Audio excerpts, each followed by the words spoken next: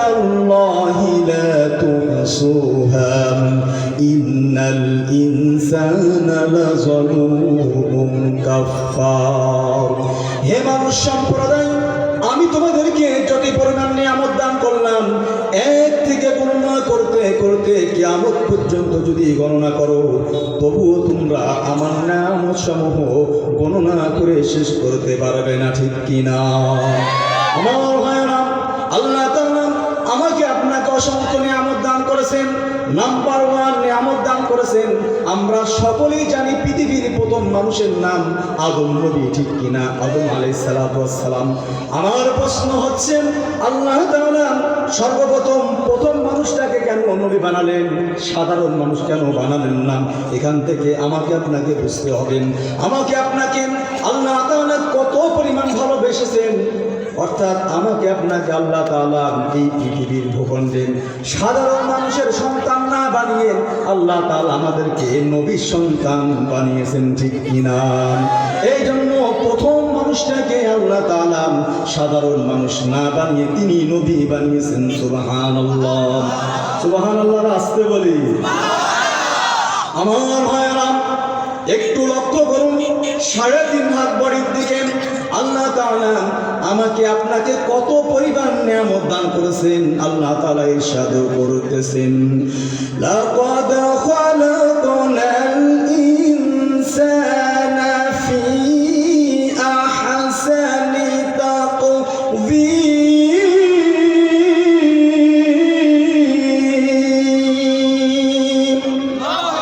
আল্লাহ তাআলা বলতেছে, হে মানুষ, আমি তোমাকে কত চমৎকার ভাবে সুন্দর করে সৃষ্টি করলাম, কত সুন্দর আকৃতি দান করলাম।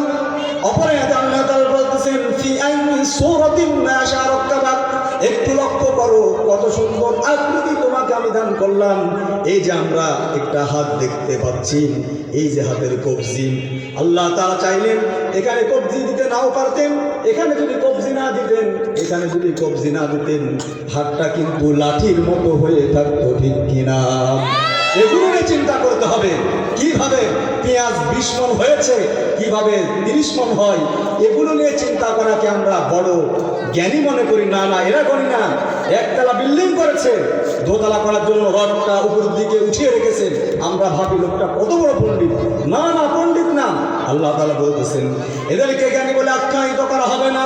কাল কিয়ামতের ময়দানে আল্লাহ তাআলা বলতেছেন, আল্লাযীনা ইয়াযকুরুনা আল্লাহ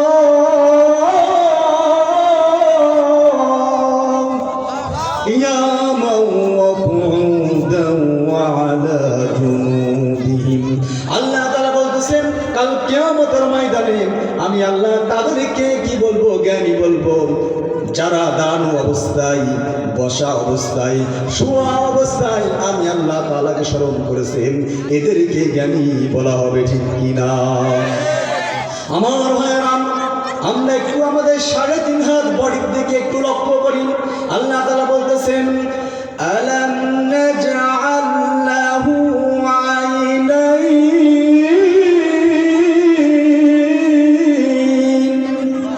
ওয়া লিসানান ওয়া শাফাতাইন। আমার আল্লাহ তাআলা বলতেছেন, হে বান্দা, তোমাকে এই সুন্দর পৃথিবী দেখার জন্য আমি আল্লাহ তাআলা 2টি চক্ষু দান করলাম, ঠিক কিনা? আলাম নাজআল লাহু আইনাইন। আমি আল্লাহ তাআলা মাঝে মধ্যে আবার কি করি? একই মায়ের গর্ভ থেকে এক ভাই চমৎকার আকৃতি নিয়ে জন্মগ্রহণ করেন, আরেকটা সন্তান আবার অন্ধ হয়ে জন্মগ্রহণ করেন। আমি আল্লাহ তাআলা চাইলেন তোমাকে অন্ধ বানিয়ে পাঠাতে পারতাম, তোমাকে অন্ধ বানিয়ে না পাঠিয়ে আমি তোমাকে চক্ষুষ্ময় করে এই পৃথিবীতে পাঠিয়েছি, ঠিক কিনা? এই জন্য আল্লাহ তাআলা প্রথমে কি বললেন? আলাম নাজআল লাহু আইনাইন।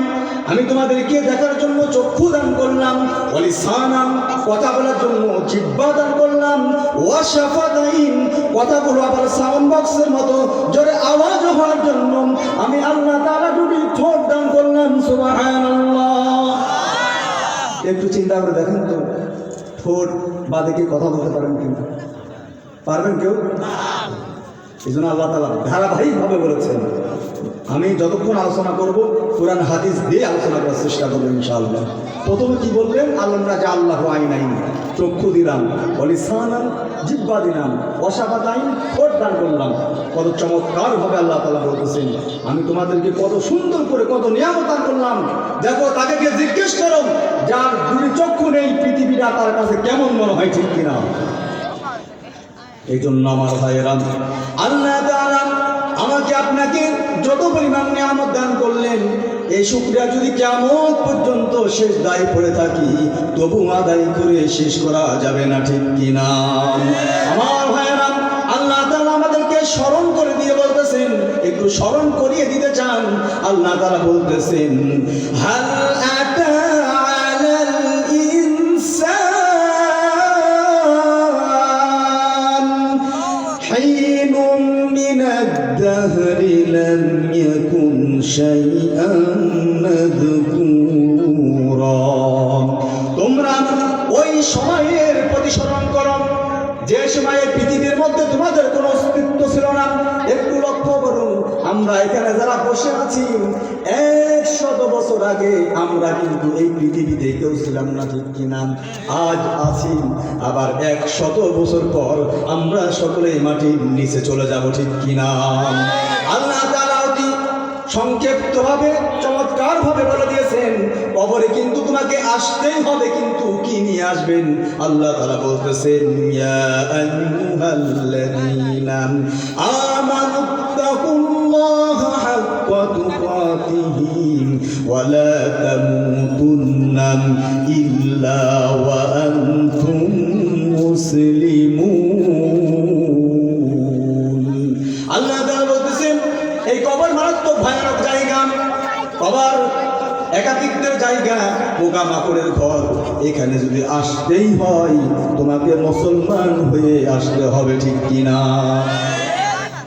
আমার ভাইয়েরা, আমি প্রাঞ্জল ভাষায় আপনাদেরকে বলতে চাই, এই পৃথিবীর মধ্যে হাফেজ হওয়া সহজ, কারি হওয়া সহজ। 12 বছর কওমিয়াতে পড়ালেখা করলাম, দাওরা পাশ করে ফেললাম। 17 বছর আলিয়াতে পড়লাম, কামিল পাশ করে ফেললাম। একটু পরিশ্রম করলাম, ধনী হয়ে গেলাম, টাকা আছে, হজ করে চলে আসলাম। এগুলো হওয়া বড় সহজ, বড় সহজ, অতি সহজ, অতি সহজ। কিন্তু বাট মুসলমান হওয়া বড় কঠিন, ঠিক কিনা?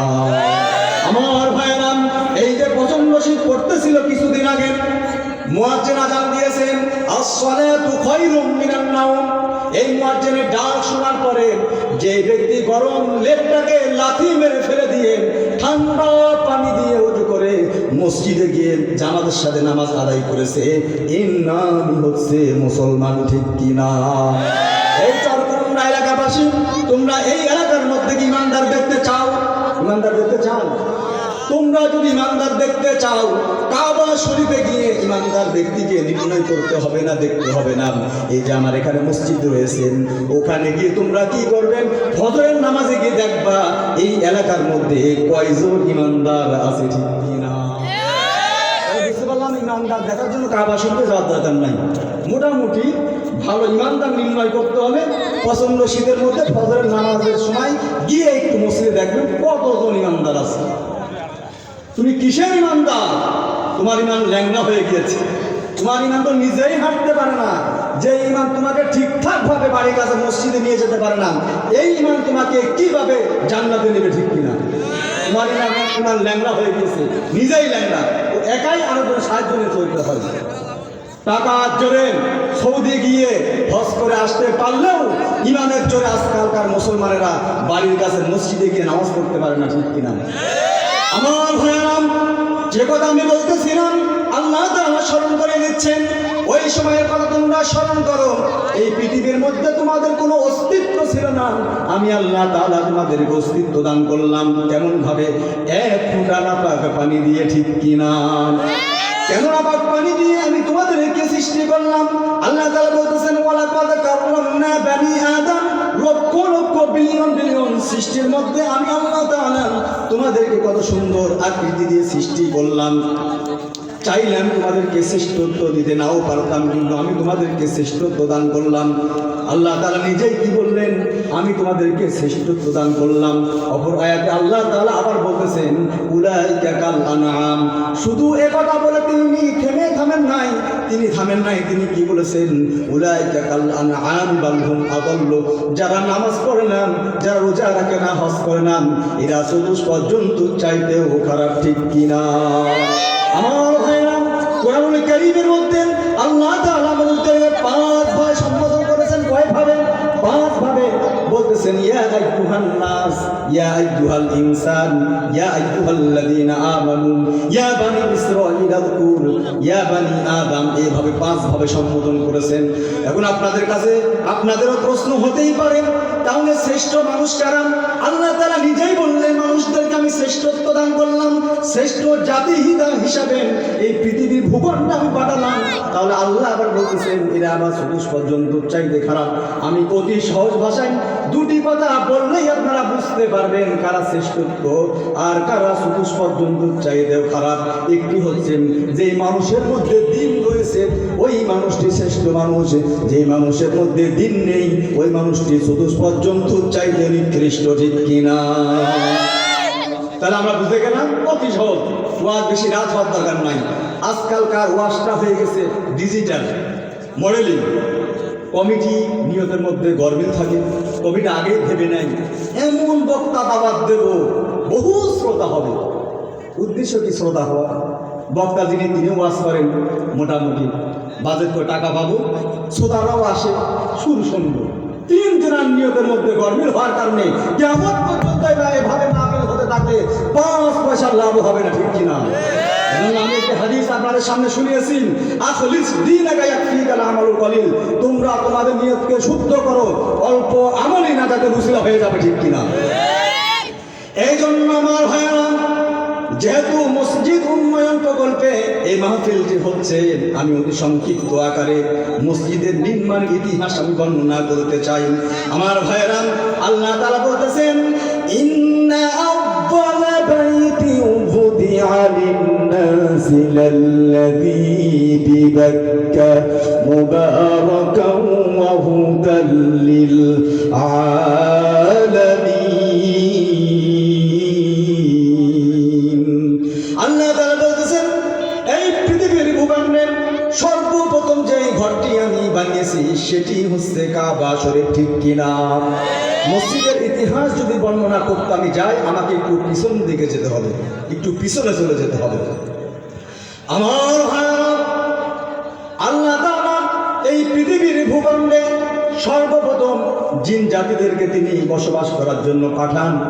তারা যখন আল্লাহ তাআলা তাদেরকে পাঠানোর উদ্দেশ্য ছিল আল্লাহ তাআলা ইবাদত বন্দেগী করবেন, জিন জাতি এই পৃথিবীর ভূখণ্ডে 2000 বছর বসবাস করেছিলেন।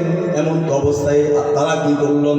আল্লাহ তাআলার ইবাদত করার পরিবর্তে আল্লাহ তাআলার নাফরমানি শুরু করলেন। এবার আল্লাহ তাআলা ফেরেশতাদেরকে লক্ষ্য করে বললেন, হে আমার ফেরেশতারা, ওদেরকে যে উদ্দেশ্য নিয়ে আমি পৃথিবীতে পাঠিয়েছিলাম ওরা তো সেটা বাস্তবায়ন করলো না, তোমরা গিয়ে কি করো? ওদেরকে ধ্বংস করে দাও, ওদেরকে পৃথিবী থেকে তাড়িয়ে দাও। এভাবে তাড়িয়ে দেওয়া হলো। তারপর আল্লাহ তাআলা ফেরেশতাদেরকে বললো তোমরা আমার ইবাদত বন্দেগী করতে থাকো। এর কিছুদিন পরে আল্লাহ তাআলা ফেরেশতাদেরকে লক্ষ্য করে বললেন, আমি পৃথিবীর ভূখণ্ডে নতুন করে আরো একটা নতুন জাতি সৃষ্টি করতে চাই, তাদের নাম হবে ইনসান, অর্থ মানুষ। আমার ভাইরা, এবার ফেরেশতারা বলল আপনি কেন আবার মানুষ সৃষ্টি করবেন? বরং আমরাই তো তাসবিহ তাহলিল করি, আমরা সিজদা করতেছি। এখান থেকে একটা জিনিস শিক্ষা নিতে হবে, আপনাদেরকে 100% ইসলামী আন্দোলন করতেই হবে, ঠিক কিনা? মুসলমান যদি দাবি করেন আপনাকে ইসলামী আন্দোলন করতে হবে, কারণ ফেরেশতারা কি বললো যে ওয়ানাহনু মুসাব্বিহু, তাসবিহ তাহলিল করার জন্য আমরাই তো যথেষ্ট। অর্থাৎ আল্লাহ তাআলা তখন কি বললো? ক্বালা ইন্নী আ'লামু মা লা তা'লামুন, আমি যা জানি তোমরা তা জানো না। আমি এমন একটা জাতি সৃষ্টি করব, তারা এই পৃথিবীর ভূখণ্ডে গিয়ে আমার জমিনে আমার দ্বীন কায়েম করবে। সুবহানাল্লাহ। আমার ভাইরা, যারা ইসলামী রাজনীতিকে অস্বীকার করে এই সম্পর্কে কমপক্ষে 500-এর বেশি আয়াত আছে, ঠিক কিনা? আমি এদিকে যাব না, আমি যেই বিষয়ে আলোচনা করার জন্য নিয়ত করেছি আমি সেদিকে যেতে চাই। আমার ভাইয়েরা, ফেরেশতারা মনে মনে ভাবলো, যেহেতু আল্লাহ তাআলাকে আমরা প্রশ্ন করে ফেলেছি, আমরা তো বড় ভুল করে ফেলেছি, এখন কি করা যায়, কোন স্টাইলে কোনভাবে আল্লাহ তাআলার কাছে মাপ চাওয়া যায়। আমার ভাইয়েরা, ফেরেশতারা কি করলো, সপ্তম আসমানে বাইতুল মামুর নামে একটা মসজিদ আছে। এত বড় মসজিদ, জীবনে কোনো ফেরেশতা যদি একসঙ্গে 70,000 ফেরেশতা একসঙ্গে নামাজ পড়তে পারে, যে ফেরেশতা একবার জীবনে সুযোগ পায় আর জীবনে দ্বিতীয়বার সুযোগ পাওয়ার কোনো সুযোগ নাই, ঠিক কিনা? ফেরেশতারা কি করলো, ওই বাইতুল মামুর নামক মসজিদটাকে 7টা তাওয়াফ করলো। তাওয়াফ করার পর এবার আল্লাহ তাআলার কাছে গিয়ে বলতেছে, আল্লাহ আমরা তো ভুল করে ফেলেছি, আপনাকে প্রশ্ন করেছি, আমরা আপনার ঘরটাকে 7বার তাওয়াফ করেছি, বিনিময়ে আপনি আমাদেরকে মাফ করে দেন। সুবহানাল্লাহ, সুবহানাল্লাহ। আওয়াজ আসতে গেল, সুবহানাল্লাহ। কথায় কথায় yes, no, very good, thanks, এইগুলো বলার নাম ইসমাত না। ইসমাত তো তাদেরই তো বলা হবে যারা কথায় কথায় সুবহানাল্লাহ, জাযাকুমুল্লাহ বলবে, ঠিক কিনা? আজ যাই যখন চলে আসবে, কোথায় যাবে তোমার থ্যাঙ্কস, কোথায় যাবে তোমার সেই হাওয়ারি, সব করে রবে। এই জন্য সুবহানাল্লাহ বলতে হবে। এই যে আমরা অনেক সময় ভাত খেতে যাই, যদি একটু নুন বলি 10টা নেকি হয়ে যাবে, ঠিক কিনা? অনেকে লবণ বলে, হয়তো না জানার কারণে আমরা কি বলবো, নুন বলবো। স্মার্ট তো তাদেরকে বলা হবে যারা সুবহানাল্লাহ, আলহামদুলিল্লাহ, মাশাআল্লাহ, এই যে এখনো পর্যন্ত হুজুরদেরকে বলে দিতে হয় বলুন সুবহানাল্লাহ। একথা আমাকে কেন বলে দিতে হবে? আপনার 3.5 হাত ঘড়ির মধ্যে এখনো আল্লাহর নাম আপনি ফিট করতে পারেন না, ঠিক কিনা? আমার ভাইয়েরা, যতদিন পর্যন্ত এই 3.5 হাত ঘড়ির মধ্যে আল্লাহর নাম ঠিক করতে পারবেন না, ততদিন পর্যন্ত যখন আজরাইল চলে আসবে তখন কিন্তু আপনার এই মুখ দিয়ে কালিমা নসিব নাও হতে পারে, ঠিক কিনা? কারণটা কি? সারা জীবন আল্লাহকে আপনি ডাকেন নাই, এই জন্য আপনি যদি আপনার 3.5 হাত ঘড়ির মধ্যে জিকির জপে জপে এই ঘড়িটাকে জিকির দ্বারা ফিটিং করতে পারতেন, আজরাইল আসলে কাউকে গিয়ে বলে দিতে হতো না কালিমা পড়ো, অটোমেটিকলি এই মুখ দিয়ে কালিমা বের হয়ে যেত, ঠিক কিনা?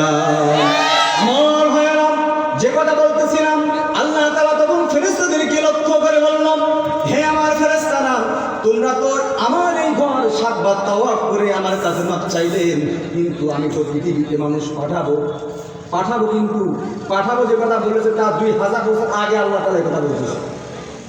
2000 বছর আগে ফেরেশতাদেরকে লক্ষ্য করে বলতেছেন, আমি যেহেতু পৃথিবীতে মানুষ বানাবো, তোমরা তো এই ঘর তাওয়াফ করে মাপ চাইলে, কিন্তু আমার বান্দারা পৃথিবীতে গুনাহের কাজ করবে, তারা কি তাওয়াফ করে মাপ চাইবে? যাও যাও, এই বাইতুল মামুর নামে সোজা মিডল ইস্ট, সৌদি আরব হচ্ছে পৃথিবীর মধ্যখান, একবারে এই কাবা শরীফ মধ্যখানে, এখানে একটা তোমরা মসজিদ নির্মাণ করো। সুবহানাল্লাহ। আমার ভাইয়েরা, দুনিয়ার মানুষ কেউ যদি কাবা শরীফ 7বার তাওয়াফ করে আল্লাহ তাআলার কাছে মাফ চাই, আল্লাহ তাআলা তাদেরকে মাফ করে দিবেন। এই মসজিদটি কিভাবে নির্মাণ করা হয়? আল্লাহ তাআলা স্বয়ং ফেরেশতাদের মাধ্যমে নির্মাণ করেছেন। 4বার ইব্রাহিম আলাইহিস সালাতু ওয়াস সালাম এই ঘর নির্মাণ করেছেন। নির্মাণ করার পর একটা পাথর বেঁচে যায়। পাথরটি আল্লাহ তাআলা ইব্রাহিমকে বলল, হে আমার পয়গম্বর ইব্রাহিম, পাথরটাকে আপনি একটু গোড়া করে ফেলুন, চূর্ণ বিচ্ছিন্ন করে ফেলুন, এরপর পাহাড়ে গিয়ে আপনি ফুৎকার দিন, আমি আল্লাহ তাআলা এই পাথরগুলি তামাম পৃথিবীর মধ্যে ছড়িয়ে দিব, ঠিক কিনা? আমার ভাইয়েরা, ওই একটি পাথর বেঁচে গিয়েছিল, ওই পাথরটা আল্লাহ তাআলা তামাম পৃথিবীর মধ্যে ছড়িয়ে দিয়েছেন। হাদিস শরীফের মধ্যে এসেছেন, ওই পাথরের টুকরা পৃথিবীর যেই স্থানে পড়বে কিয়ামতের আগে হলেও ওই স্থানে একটা মসজিদ নির্মাণ হবে, ঠিক কিনা? আমার ভাইয়েরা, ওই পাথরের একটা অংশ আপনাদের এলাকার ওই স্থানে গিয়ে পড়েছে বিদায় ওখানে একটা মসজিদ নির্মাণ হয়েছে, ঠিক কিনা? আমার ভাইয়েরা, এই পাথরটা যদি কোনো পাহাড়ের উপরে পড়ে কিয়ামতের আগে হলেও ওই স্থানে মানুষ বসবাস করবে, এক পর্যায়ে ওখানে একটা মসজিদ নির্মাণ হবেন। ওই পাথরটা যদি সাগরের মধ্যেও যদি পড়ে, ওই সাগরে একবার চর জন্ম হবে, সাগর কি হবে? চরের জন্ম হবে, ওখানে মানুষ বসবাস করবে, ওখানে আবার একটা মসজিদ নির্মাণ হবে, ঠিক কিনা? আমার ভাইয়েরা, এই জন্য বলতে চাই, আপনাদের প্রশ্ন হতে পারে সবাই তো সৌদি আরব যেতে পারবে না, তারা কিভাবে গুনাহ মাফ চাইবেন? আল্লাহ তাআলা বলতেছে যারা গরিব মানুষ তাদেরকে সৌদি আরব যেতে হবে না, তারা মুহাল্লার যে মসজিদ রয়েছে এর সাথে 5 ওয়াক্ত নামাজ যদি জামাতের সাথে কি আদায় করে, এর সাথে সম্পর্ক রাখেন, এটা এখানে কি লাগবে এটা যদি একটু লক্ষ্য করেন, তারাও মাফ পেয়ে যাবে। সুবহানাল্লাহ। আমার ভাইরা, আল্লাহ তাআলা বলতেছেন ইন্নামা ইয়ামুরু মাসাজিদাল্লাহ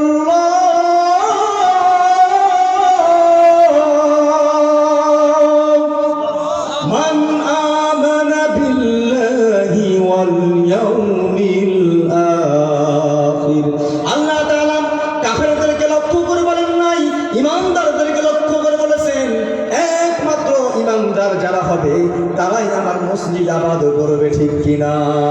এজন্য আপনারা যারা মসজিদকে মুহাব্বত করে মাহফিলে এসেছেন 100% কোরআনের ভাষায় আপনারা একজন ঈমানদার ব্যক্তি, ঠিক কিনা? আমার ভাইয়েরা, এবার আল্লাহ তাআলা বলতেছেন আমি মুমিনদেরকে জান্নাত দিব, কিন্তু কিসের বিনিময়ে আমি জান্নাত দিব এটা জানতে হবে। আমাদের সমাজে অসংখ্য বখিল রয়েছে। আল্লাহ তাআলা বলতেছেন জান এবং মালের বিনিময়ে আমি আল্লাহ তাআলা জান্নাত দিব তোমাদেরকে, কিন্তু মানুষদেরকে দেখা যায় যে শরীর খাটায় খুব ইবাদত করে, মালের বেলা আসলে হুজুর সম্ভব না, তুমি বকিল, তুমি কারণ তুমি বেহেশত পাবে না, ঠিক কিনা?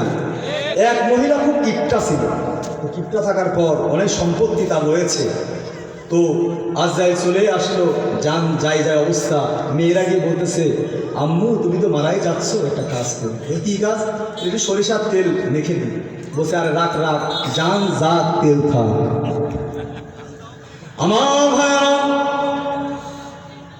আমি মুজাম্মেল এখানে বসে আছি, আজকে এই দেহের কত যত্ন হয়, এই মুহূর্তে আমি যদি মারা যাই আগামীকাল হয়তো বা 10টার সময় আমার জানাজা হবে, আপনারা কিন্তু আমার ঘড়ি খুলে নেবেন না, আমি আমার বাড়ির লোকদেরকে খবর দেওয়া হবে, তারা কি করবেন? আমার ঘড়িটা খুলে নেবেন, আমার চশমাটা খুলে নেওয়া হবে, আমার জুব্বাটা খুলে নেওয়া হবে, আমাকে পুরাতন কাপড় দিয়ে ঢেকে রাখা হবে, কাল 10টা পর্যন্ত এই ঘড়িটা আমার হাতে আর থাকবে না, আমার আর কোনো দাম নেই। কি বলবে? মুজাম্মেল আর নেই, মুজাম্মেলের লাশটা পড়ে আছে, ঠিক কিনা? মুজাম্মেল লাশটা পড়ে আছে। এমন তো অবস্থায় ওই ঘরের মধ্যে আমার জায়গা হবে না, আমার জায়গাটা হবে উঠানে কিনারায়, ঠিক কিনা? যেই ঘরের জন্য আমি কত কষ্ট করলাম, কত কিছু করলাম, চক্ষু বন্ধ হওয়ার সাথে সাথে তোমার সব কিছু দুনিয়াতেই পড়ে রবে, ঠিক কিনা? আমার আল্লাহ তাআলা বলতেছেন মা ইনদাকুম ইয়ানফাদু মা ইনদাল্লাহি বাক, তুমি পৃথিবীতে যা রেখে যাচ্ছ এগুলো তোমার না, তুমি আমার জন্য যদি কিছু দান করে যাও এটাই হলো তোমার আসল সম্পদ, ঠিক কিনা? আমার ভাইয়া, এই জন্য আল্লাহ তাআলা বলতেছেন আমি মুমিনদেরকে তো জান্নাত দিব দুটি জিনিসের বিনিময়ে, একটি হচ্ছে জান এবং মালের বিনিময়ে, ঠিক কিনা? আমার ভাইয়েরা, আবু দাউদ শরীফের মধ্যে এসেছেন কাল কিয়ামতের ময়দানে কাবা শরীফ হবে ইনজিল, আর এই ছোট্ট ছোট্ট মসজিদগুলি হবে বগি, আর আপনারা হবে প্যাসেঞ্জার। প্যাসেঞ্জার হতে হলে কিন্তু নামাজ পড়তে হবে, মসজিদে দান সদকা করতে হবে। নিজের বাড়ি কত সুন্দর করে রেখে দিই, অথচ মসজিদের কোনো খোঁজ খবর নেই না। ইমানদার তো তাদেরকেই বলা হবে যারা মসজিদ আবাদ করবে। কার কথা? আল্লাহর কথা। ইন্নামা ইয়ামুরু মাসাজিদাল্লাহ, ইমানদার ওই সমস্ত ব্যক্তিদেরকে বলা হবে যারা আল্লাহর ঘর আবাদ করবেন। আমার ভাইয়েরা, কাল কিয়ামতের ময়দানে যখন কাবা শরীফ ইনজিল হয়ে মহল্লা ছোট্ট ছোট্ট মসজিদগুলিকে বগি বানিয়ে এভাবে নিয়ে চলে যাবে, আর যারা এই মসজিদ থেকে যারা সহযোগিতা করবেন, যারা 5 ওয়াক্ত নামাজ পড়বেন, এরা হবে প্যাসেঞ্জার। আপনাদেরকে এইভাবে বগির মাধ্যমে ইনজিলটা টেনে নিয়ে বেহেশতের মধ্যে নিয়ে যাবে। সুবহানাল্লাহ। এই জন্য আমার ভাইয়েরা, এই মসজিদ কিন্তু হয়তো যে কোনো সময় এ সময় 3 তলা হতেও পারে, আর আপনি সুযোগ পাবেন না দান করার মতো, আর সুযোগ পাবেন না। এখন মসজিদটা হয়তো বা সাদ হতে যাচ্ছেন। আমি মুজাম্মেল সুস্পষ্ট ভাষায় ফতোয়া দিয়ে গেলাম, আমি ফতোয়া দেওয়ার অধিকার রাখি, কারণ আমিও মুফতির উপর পড়াশোনা করেছি। আমার ভাইয়েরা, অনলি একটা ইটের টাকাও যদি এই মসজিদ করার সময় কেউ দান করেন, ওই ব্যক্তিটি হয়তো বা মারা যাবেন। একটি ইটের টাকা দান করার বিনিময়ে সে যতদিন পর্যন্ত কবরের মধ্যে থাকবেন, আর যতদিন পর্যন্ত এই মসজিদ থাকবে, মসজিদ তো কিয়ামত পর্যন্ত থাকবে, তার কবরের মধ্যে সওয়াব যেতে থাকবে, ঠিক কিনা? আমার ভাইয়েরা, আদম আলাইহিস সালাম পৃথিবীতে আসার পর আল্লাহ তাআলাকে বলতেছে, আল্লাহ দুনিয়ার অবস্থা তো আমার কাছে ভালো লাগে না, আমি কি করতে পারি? এই পরিবেশটা আমার কাছে কেমন গন্ধযুক্ত মনে হচ্ছে।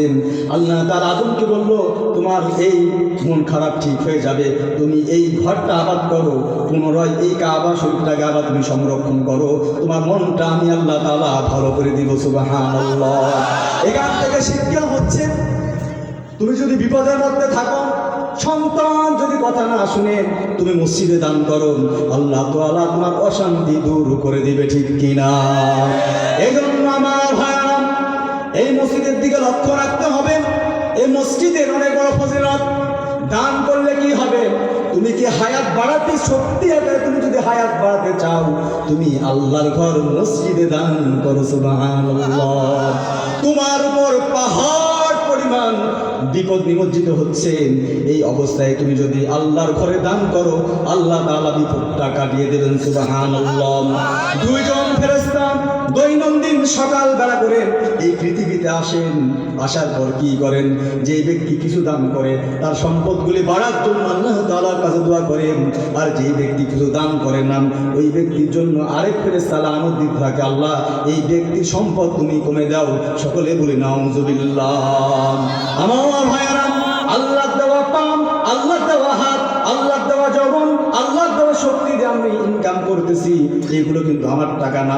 আপনি ভাবতেছেন আজকে আপনি যেই বাড়িতে বসবাস করতেছেন, 200 বছর পর আপনার কোন আত্মীয় এই বাড়িতে থাকতে পারবে না, অন্য একজন মানুষ চলে আসবে, ঠিক কিনা? আপনি কিসে এত বড়াই করেন? এখনো সময় আছে, এখন আমরা আল্লাহর দিকে ফিরে আসি, আল্লাহর ঘরের দিকে ফিরে আসি। আমার ভাইয়েরা, যে কথা আমি বলতেছিলাম, আদম আলাইহিস সালামকে সৃষ্টি যখন করলেন আল্লাহ তাআলা, আল্লাহ তাআলা তো চাইলে তার জন্য একটা ঘর বানাতে পারতেন। যেহেতু আদম পৃথিবীতে আসবেন, তার জন্য একটা ঘর বানানোর দরকার। আদমকে সৃষ্টি করার 2000 বছর আগে আল্লাহ তাআলা কেন কাবা শরীফ নির্মাণ করলেন, কেন মসজিদ নির্মাণ করলেন? প্রশ্ন হতেই পারে। যেহেতু আদম পৃথিবীতে আসবেন, সে তো বসবাস করবে, তার একটা বাড়ির দরকার ছিল। কেন আল্লাহ তাআলা মসজিদ বানালেন? আল্লাহ তাআলা এখান থেকে শিক্ষা দিলেন, হে পৃথিবীর মানুষ, তোমাদেরকে আমি পৃথিবীতে পাঠিয়েছি মসজিদ মুখী হওয়ার জন্য, ঠিক কিনা? বসবাস করার জন্য নয়, ঠিক কিনা? এই জন্য আমার ভাইয়েরা, আমাদেরকে মসজিদ মুখী হতে হবে। কাল কিয়ামতের ময়দানে আল্লাহ তাআলা আমাদেরকে মাফ করে দেওয়ার জন্য অনেক উসিলা তালাশ করবেন। এমনও হতে পারেন নামাজ হয়তো 5 ওয়াক্ত ঠিকঠাকভাবে পড়তে পারেন নাই, কিন্তু আজকের এই দিনে কেউ যদি মনে মনে ভাবেন, যা হুজুর ওয়াজ করেছেন, আল্লাহকে সাক্ষী রেখে জান্নাত পাওয়ার জন্য, জাহান্নাম থেকে মুক্তি পাওয়ার জন্য যা 10,000 টাকা দিয়ে দিলাম, হয়তো এমন হতে পারেন কাল কিয়ামতের ময়দানে আপনার জন্য জাহান্নাম অবধারিত হয়েছে।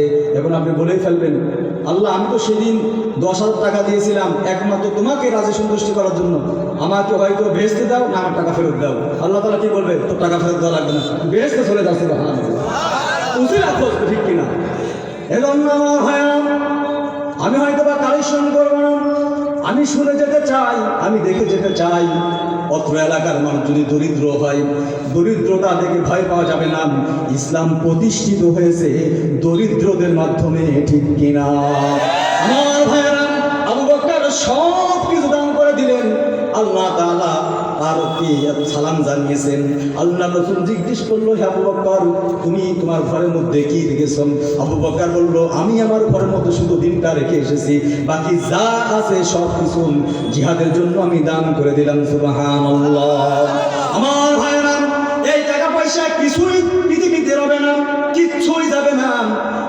একমাত্র আমল আপনার সঙ্গে যাবে, দুনিয়াতে আরো একটা আমল যাবে। সেই আমলটা হচ্ছে এই যে আমরা অনেকে দাড়ি রাখি না, দাড়ি এমন একটা আমল, আপনি যখন মারা যাবেন আপনার চিহ্ন হিসাবে, মুসলমানের চিহ্ন হিসাবে কিন্তু এটা যাবে, অন্য কিছু কিন্তু আপনার সাথে যাবে না, ঠিক কিনা?